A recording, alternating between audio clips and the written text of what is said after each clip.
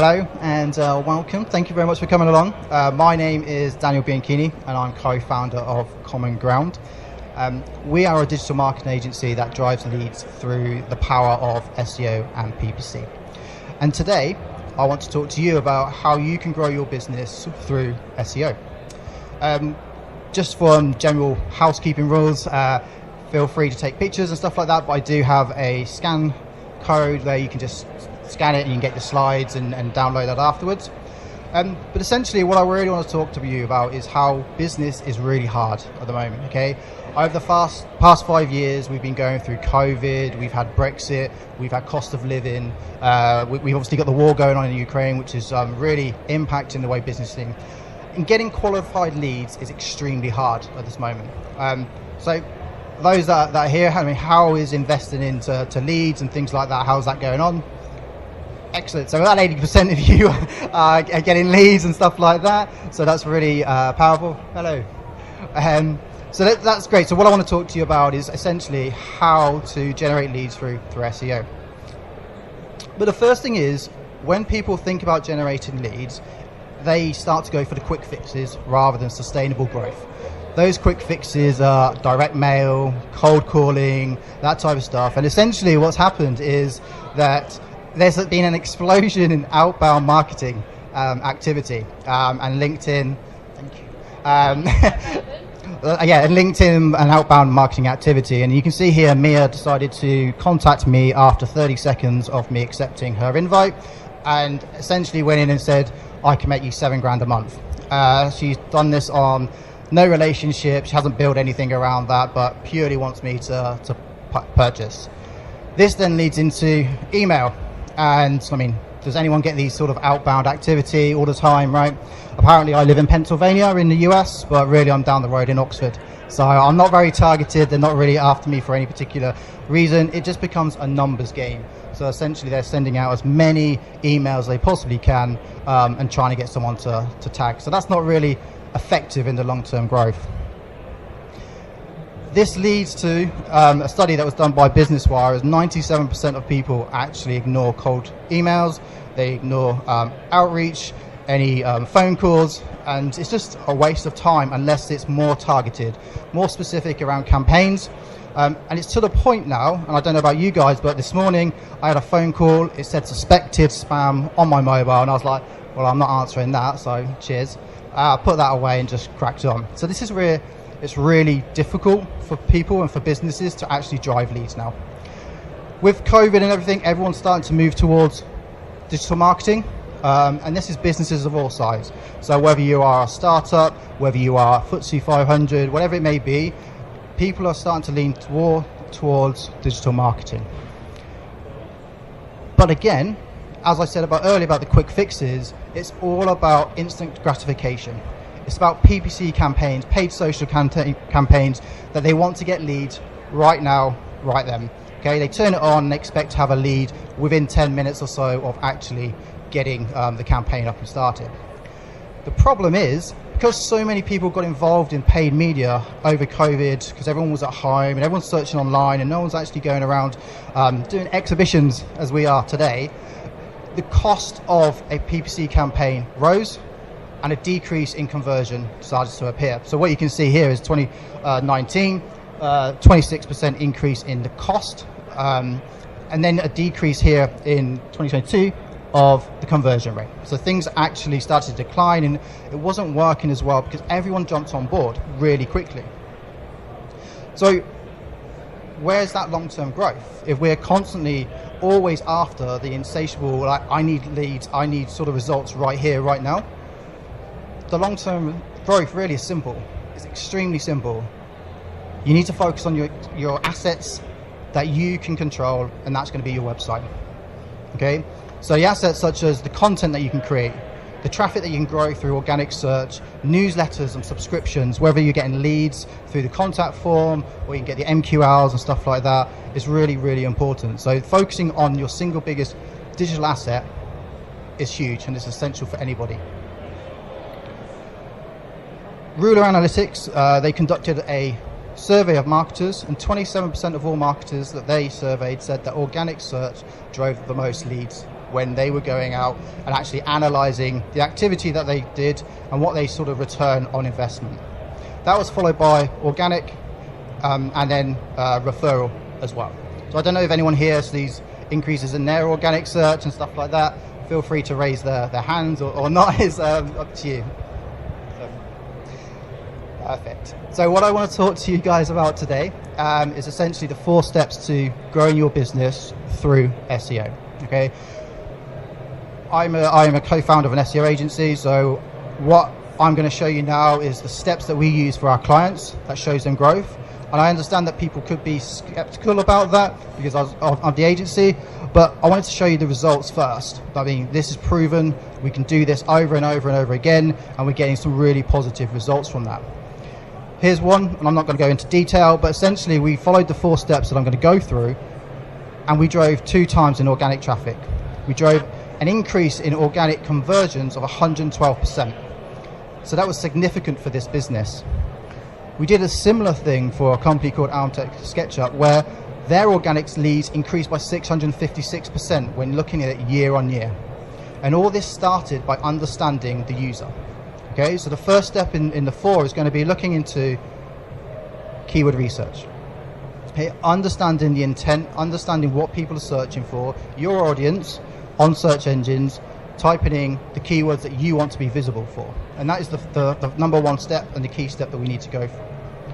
My hope is by the time that we've gone through the 4 steps that you could, if you wanted to, go away, take these 4 steps and essentially implement them yourselves so that you can grow your businesses online today. Okay? When it comes to keyword research, there are 2 key elements to it. The first is looking at your existing content. What I mean by your existing content is you have an asset. We've already established that. Your website is your existing asset. That already has value within the search engines. Somewhere you're going to be ranking for a particular term or a particular phrase that is going to drive you business. The problem is you're unlikely to be ranking on page 1. You're probably ranking page 2, page 3, page 10, and nobody cares about that. So what you need to establish is, what are these keywords? How do we understand what people are searching for, and how do we then improve our content to make you visible already? What lots of people start to do is they ignore what you currently have and they focus on what we could have, when in reality we need to really start with what you have. Okay, so we use tools such as SEMrush, Ahrefs, Google Search Console to identify the keywords that we're currently ranking for, pull them all out, we put them into a spreadsheet. Love a spreadsheet here. We get CPC data, keyword volume, keyword difficulty, all of the information that we need into a single central location that really focuses on the content that we are working on and what we need. Okay, this is the first part. The second step is actually what keywords are you not ranking for but you want to be ranking for. There's going to be competitors out there that you're working alongside and that you're focusing on. They're ranking for terms that you're not ranking for. How can you be in a position to actually steal market share and rank for those particular terms? So we identify the competitors. We tend to work on 5 to 10 competitors. We take their websites. We take them into SEMrush again.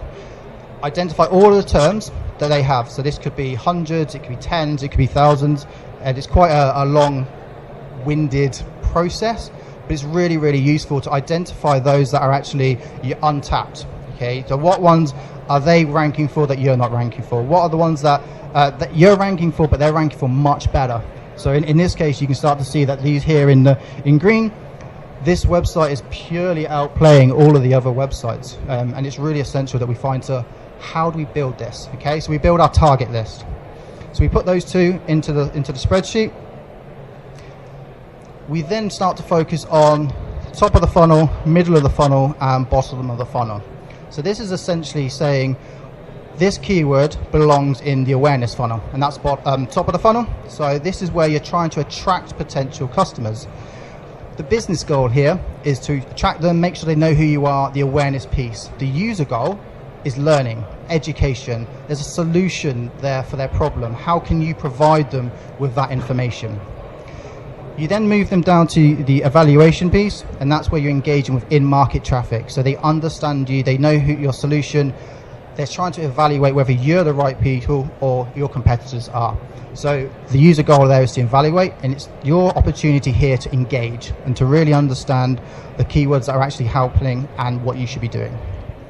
And finally, and this is where most people focus really early, is conversion, because obviously, as I said earlier, everyone wants a conversion right off the bat. They're not prepared to nurture people through the buying cycle and be there when they're ready. They're just trying to make a sale there and then. So the conversion areas for the users that are looking to buy, the user goal is essentially, I've decided I want to purchase. Are you the right people? Is it a price point? Is it an about us? Is it a solution problem? What is it? So that's the focus there. So we do all this. We put essentially next to every single keyword, are you top of the funnel, middle of the funnel, bottom of the funnel? And you put it into a big spreadsheet. So this is the end result. It's at this point that you can start to, if you want to, predict what market share and market opportunity there is for you as a business. So you take all the keywords, you make your prediction, and you can say, actually, if I improved all of these keywords and generated an increase of 50%, you could generate an extra 491% of organic traffic year on year. You combine that with an average order value, and then you can start to see how much money that you're starting to leave and put on the table. We have a show offer for those that are interested. We're on 510. We're doing this completely free, so feel free to come over and take a look. The next step at this point is to actually do the pillar and cluster model. So how many of you are familiar with a pillar and cluster model? Hub and spoke. Thank you. So essentially what we're trying to do here is it's a method of content creation, okay? So it allows us to break down your content, your products and your services and build out content topics and clusters. And it really allows you to then focus on, from an SEO perspective, the content model that will better drive search engine qualifications, indexing, rankings, etc. So this is a key part of the next step. So to do this, what we do is we take your keywords from your big list that you've compiled, from your existing keyword research, your new gap analysis that you've conducted, and you start to build out your pillar and cluster. So I'm using a finance brand as an example throughout the presentation, and the pillar here is these here in the pink. So essentially they are large concepts that are core to your business operation. Okay. In this case, based on our keyword research that we've conducted, all of the topics fit within the savings and investments, mortgages, and insurance portfolios. This then reverses back into their products and their services. So it's essential that when we are creating content, that we are trying to map that back to the actual service, the product that you are doing, because otherwise it's pointless, right? It's really key to move that forward. We then map this out into a spreadsheet, but spreadsheets are boring, so I've put it into nice pretty graphs, and this is how we really want to focus as we go forward, right? We then build out content clusters. And what content clusters are basically the subtopics underneath your main service. So if we're talking about savings and investing, we want to talk about savings accounts. We want to talk about long-term interest rates, etc.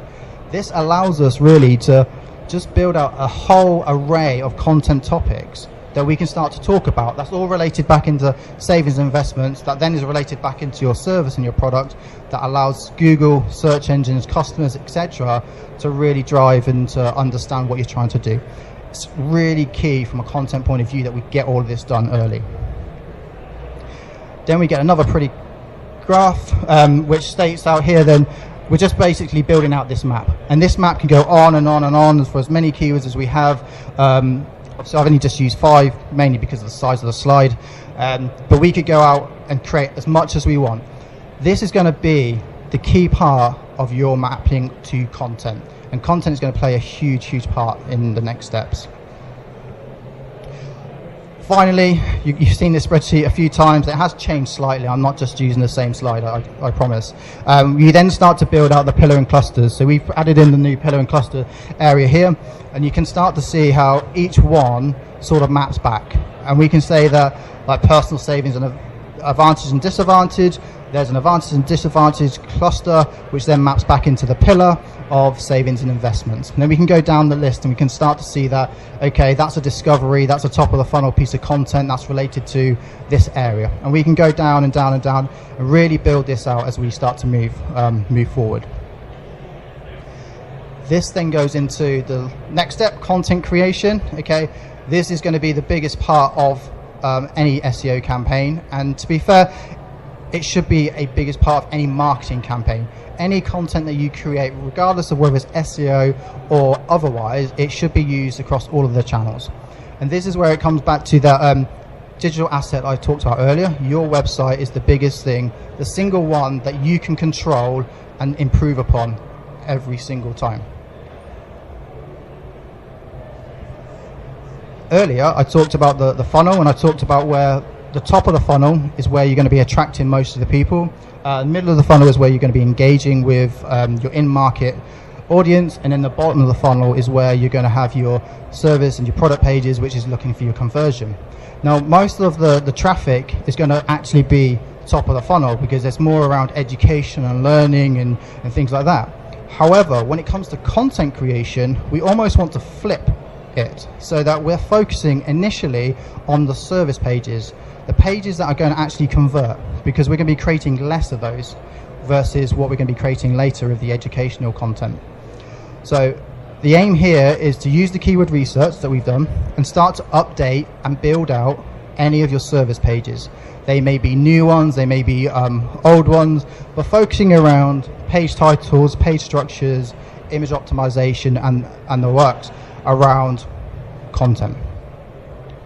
Before we move on to the middle of the funnel and the engagement and the evaluation content as well. Okay, so this is where we talk about solution pages, FAQs, case studies if you have any, where you can sort of show the user, actually this is the content that we need, this is the reason that you need to purchase from us, and we're trying to move them down the buying cycle and the buying funnel, but we're starting from bottom up in this case. Okay, so I've provided a few different content types that you might be useful for you and your business to start. And then finally, from the content creation, and this is where you will spend most of your time, and this is an iterative process and something that you're going to be doing week in, week out, month in, month out, is to actually identify new opportunities for people and educating them on your service, the solution, and what that problem is. And then you can start to attract them at the top of that funnel and use different marketing channels and tactics to move them down, nurture them. Email is a great one. If you can get them to sign up as an MQL onto your website, you can then sort of nurture them using that email to move them down to the MoFo, bottom of the funnel. Okay, some of the content types here is like educational content, entertainment content, webinars, podcasts, ebooks. There's so many different content types which you can see here. We've recreated this different graph around different types of content. And you got anything from competitions, quizzes, it really depends on your brand, on how far you want to take this. I mean, can you go entertaining? Can you be a little bit controversial in some of the stuff that you're trying to do? Are you looking to inspire? Are you trying to convince them? So we've got lots of different content types that you should be creating as an ongoing content marketing plan. And then the final step, and one that is generally missed. Yeah, we get to the point that we do the keyword research, we understand our users and we understand the buying cycle, etc. We then create the content, but what we miss is how do we promote that content? How do we get that content to people? And whether that's through search engines and we can do link acquisition and things like that, or is it a paid media approach? Is it a newsletter approach? Is it a webinar approach? We need to understand how we promote this content. So we've sort of created this chart here where we're looking at the low volume, low return on investment, where you've got the low volume, high return on investment, and the different basically channels that you can use to take this content and distribute it across all of your earned and owned channels. This takes it away from it always being paid. You don't have to pay to distribute this content at all time. You can use the earned approach, okay? Because essentially budgets are not limitless at this stage. whether you're a startup, whether you're an established company, there's going to be a budget that's associated to doing the content creation, to doing your SEO, to doing your marketing. I mean, it's not limitless. So we need to start to choose the right type of approach and how we focus that and move that forward. So just to recap and to bring this towards an end, step one, keyword research, user intent, understand what the people are looking for, build out your pillar and clusters, bring them together so you can understand top of the funnel, bottom of the funnel, and middle of the funnel content. Create that content, but work from the bottom upwards. Okay, so look at your services, optimize them, focus on those, and then bring them up to middle, top of the funnel. And then ensure that you don't stop there. Start to promote that, start to move that forward, and start to really grow your business through SEO.